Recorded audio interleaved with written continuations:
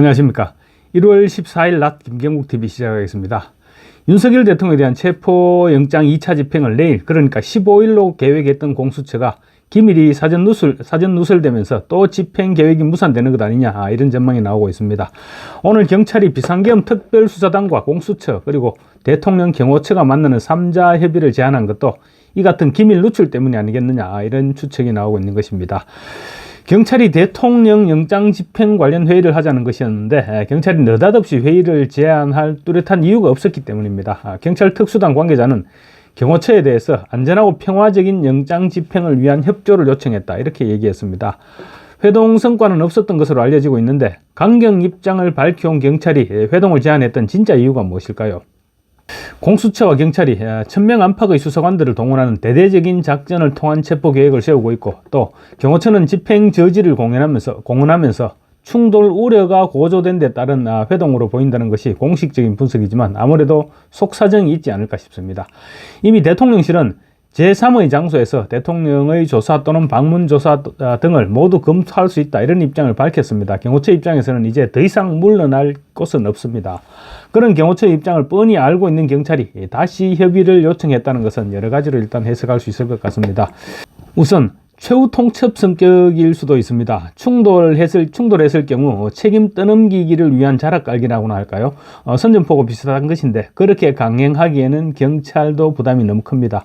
어제 최상목 대통령 권한대행이 국가기관 간 물리적 충돌은 절대로 있어서는 안 될 것이다, 이렇게 경고를 했고 대법원에서도 경호처의 방어권을 인정했기 때문입니다.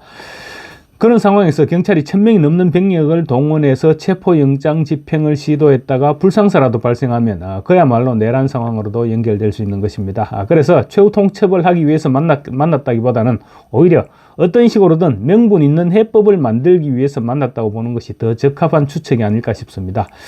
경찰 역시 지금 내부 불만이 폭주하고 있습니다. 억지로 마약사범과 조폭사범 등을 체포하는 일선 형사들을 지금 동원하는지는 몰라도 자발적인 동원이 아니기 때문에 체포영장 집행 과정에서 적극적으로 움직이지는 않을 것이다, 이런 것이 지금 대체적인 전망이기도 합니다. 그래서 경찰 역시 체포영장 집행 성공을 장담할 수 없는 것입니다.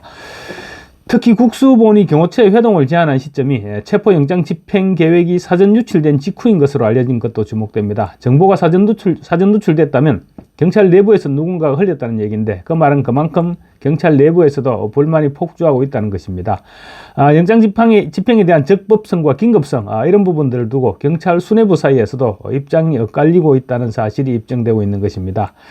지휘부 사이에서만, 특히 지휘부 사이에서만 공유됐던 기밀 정보가 사전에 외부로 유출되면서 영장 집행 계획이 틀어지니까 할 수 없이 경호처에 협조를 요청한 것이 아니냐, 이런 분석도 나오고 있습니다. 그래서 일각에서는 결국 체포 영장 집행이 또 불발되는 것이 아니냐, 이런 전망이 나오고 있는 것이죠. 그리고 국수본 입장에서는 무력 충돌은 절대로 있어서는 안 된다, 이렇게 밝힌 거듭 강조한 최상목 대통령 권한대행 부총리 겸 기획재정부 장관의 지시를 가볍게 여길 수도 없을 것입니다.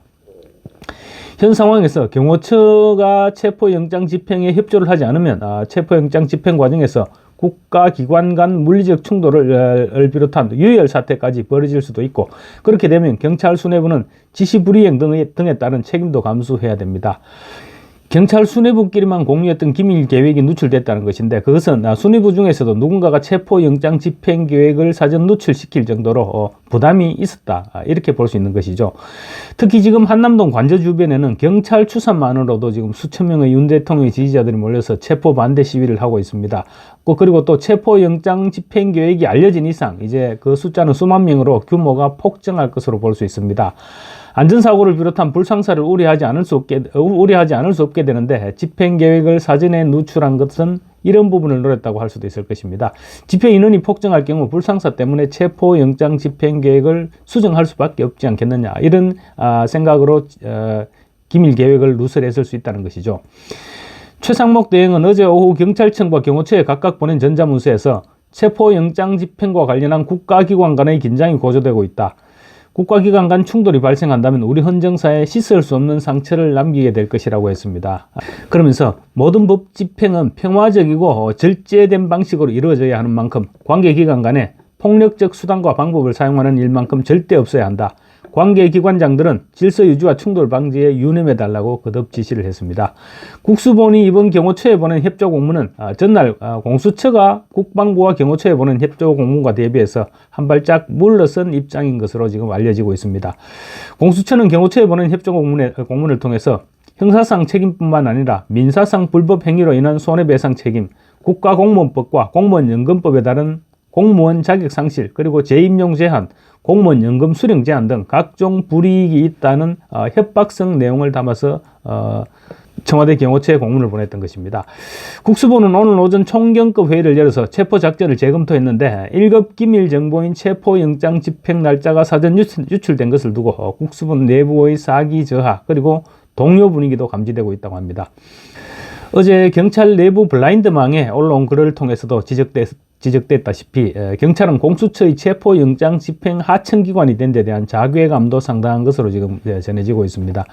경찰이 수사하고 경찰이 영장을 발부받아서 경찰이 체포영장을 집행하는 경우라면 최선을 다하겠지만 무능한 공수처의 시다바리 역할을 하게 되면 그야말로 억지 춘향격으로 행동할 수밖에 없을 것이다. 이런 지적이 나오고 있는 것입니다.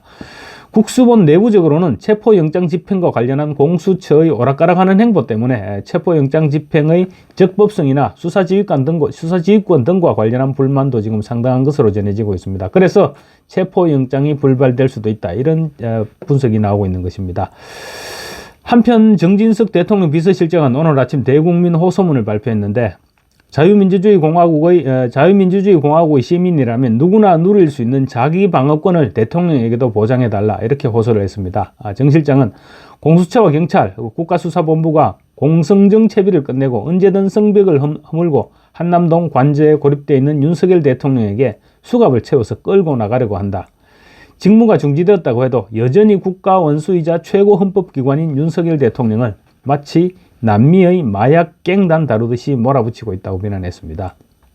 정 실장은 방어권은 대통령뿐만 아니라 대한민국 국민 누구에게나 공평하게 보장되어야 하는 권리다. 그런데 야당의 유력 정치인은 사법체계를 교묘히 이용해서 재판을 한없이 지연시키면서 국회의원직을 유지하고 사법 처리를 모면하고 있는데 왜 윤석열 대통령만 우리의 사법체계 바깥으로 추방돼야 하느냐 이렇게 분통을 터뜨렸습니다.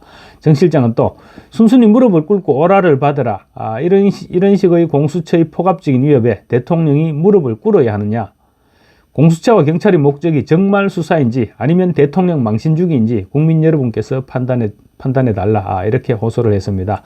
정 실장의 호소에 아마 많은 국민들이 지금 공수처와 경찰의 분통을 터뜨리고 있을 것입니다. 경찰과 공수처는 무슨 일이 있어도 무력 충돌은 안 된다는 최상목 대행의 지시를 엄중하게 받아들여야 할 것입니다. 감사합니다.